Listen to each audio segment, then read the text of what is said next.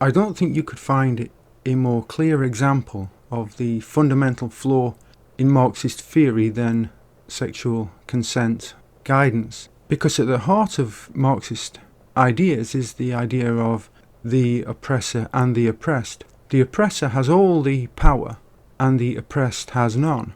You can see that in sexual consent guidelines in the idea that women, and most of this really is aimed at women, women have no power in personal relationships. Let's give an example. If the man puts his hand on the woman's thigh without her consent, he is the oppressor and she is the oppressed. Well, that works just as long as the woman has no possible action in that situation. She can say no, she can ask him to remove his hand, she can slap him across the face. She has the power to do something.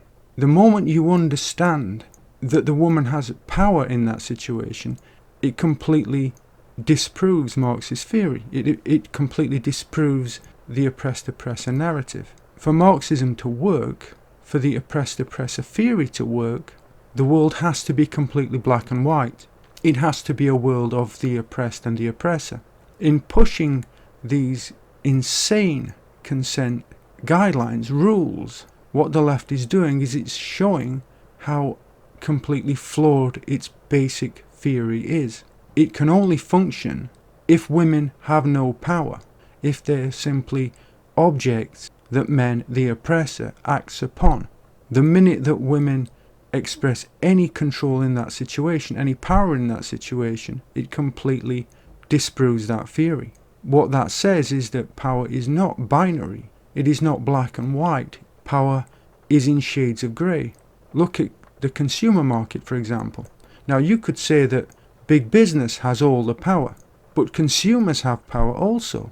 Consumers do not have to buy a particular product. Even if there was just one product on the market, they could decide to buy that product or not buy that product, assuming that it's not some absolute essential like water, for example.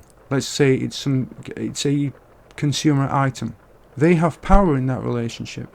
The big business, the billionaires at the top of that big business, still have to listen to the consumer. It is not a binary power situation. The consumer has power and the big business has power. And that is the fundamental flaw in Marxism. Whenever you see Marxists talk in these terms, if you look a little bit more closely, it should be clear that power is not binary.